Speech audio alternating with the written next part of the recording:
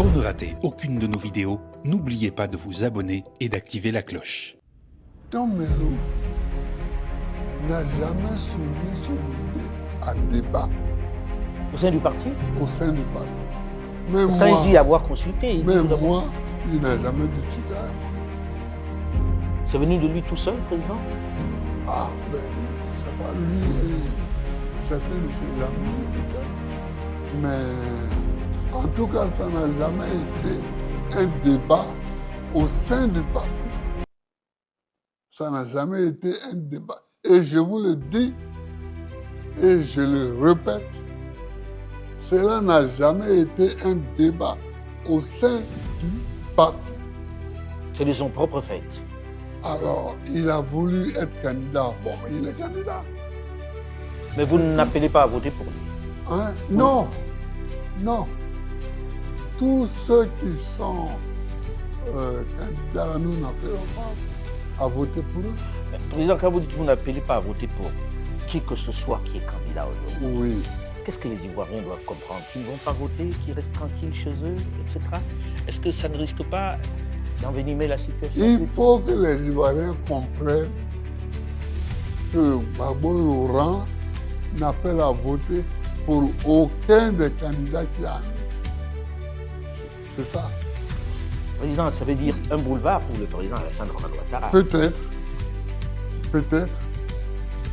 Mais un coup d'État, c'est toujours un boulevard. Vous appelez Un ça coup carrément un d'État coup d'État. civil, c'était toujours un boulevard. Vous êtes opposé becs et ongles, de façon imagée, contre ce quatrième mandat du président Alassane Dramane Ouattara. Oui. Il dit aux Ivoiriens, par vous en particulier, je le fais parce que il y a des vraies questions sécuritaires et dans la sous-région. Qu'il est celui qui peut endiguer, on va dire, cette invasion des terroristes. Que répondez-vous à ça? On peut développer tout ça. Les États-Unis d'Amérique ont affaire à des menaces nucléaires de la Chine, de la Corée du Nord, de la Russie, mais c'est pas pour ça que Trump va dire, bon, comme il y a des menaces nucléaires, alors je reste au pouvoir. Non.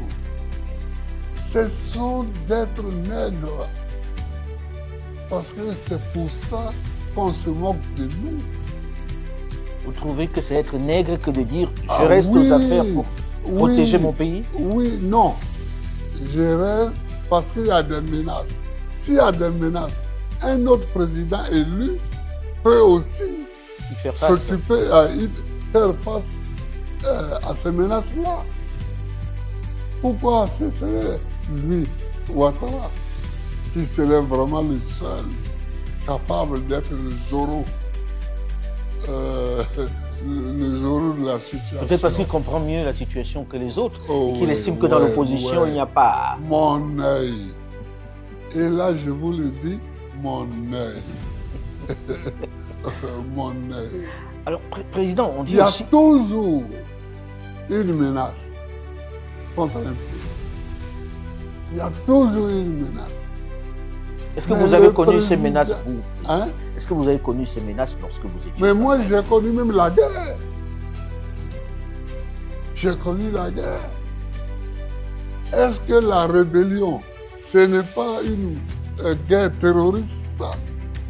La rébellion. Mais j'ai fait face. Alors, le président Ouattara dit aussi qu'il a son bilan pour vous. On l'a écouté pendant les meetings. Oui, C'est assez clair. oui, Il a donné des infrastructures, des routes, oui. des hôpitaux, des écoles. Chacun voit la Côte d'Ivoire qui est en train de changer. Est-ce que les gens ne voteront pas aussi pour ce changement qu'il leur a donné, dont il parle? Écoutez, il est en campagne, lui. Parce qu'il n'y a que pour lui, et après il n'y a que pour les 5 là, qu'il y a une campagne. Donc il est en campagne, donc il dit ce qui peut appeler, ce qui peut amener les gens à voter pour lui. Qui sont des choses que l'on voit, Monsieur le Président. Oui, mais moi j'ai gouverné ce pays avant lui, avant Alassane. J'ai gouverné pendant 10 ans. Vous pensez que Quand vous avez le je même suis bilan? arrivé au pouvoir, quand je cherchais le pouvoir, j'ai dit aux paysans, donnez-moi le pouvoir pour que je vous le rende. Quand j'ai été élu, je leur ai rendu le pouvoir sur le café cacao, sur la gestion du café et du cacao. J'ai donné aux Ivoiriens la liberté. La liberté. La liberté. Vous voyez, les journaux se sont multipliés.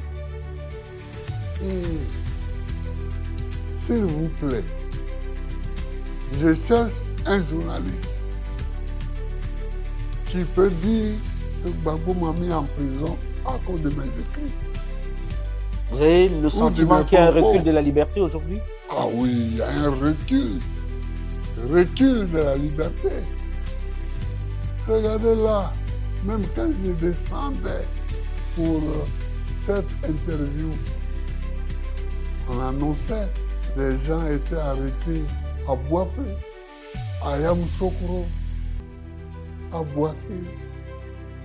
L'autre jour, le ministre de l'Intérieur a dit qu'il y avait 700 arrêtés, etc. Bon, maintenant, il doit en avoir 1000. Certains qui ont été condamnés à 3 ans pour avoir marché. Vous comprenez? Non, on ne voyait pas ça sous moi. Et pourtant, il y avait la guerre civile contre moi. Mais j'ai apporté la liberté.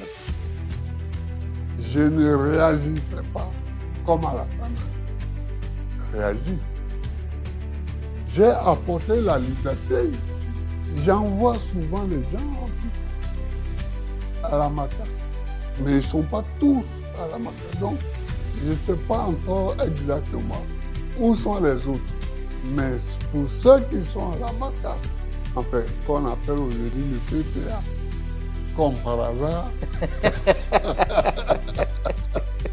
hein, j'ai dit un jour que ça veut dire que tout le PPACI est appelé à aller en prison.